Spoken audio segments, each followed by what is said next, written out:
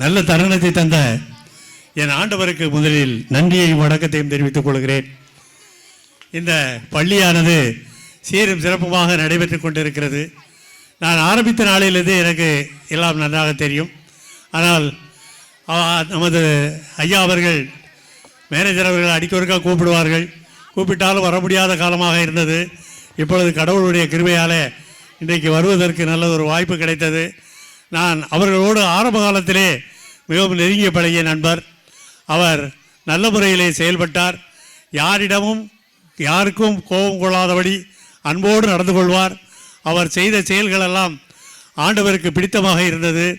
ஒரு நாள் அங்கே ராஜபாளையம் ஸ்டடி சென்டரிலே அவர்கள் உட்கார்ந்திருக்கும் பொழுது ஒருவர் ஓடி வந்து அவரை தொட்டு ஜெபம் பண்ணி செய்யும்போது சொன்னார், ஐயா, உங்கள் முகத்தை பார்க்கும்போது நீங்கள் கொடுத்து வைத்தவர்கள் ராஜா.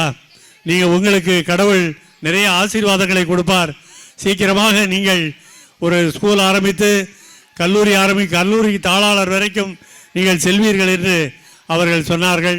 அது ஒரு நல்லதொரு தருணம். அவர் உண்மையிலே அன்பாக கூறினார்.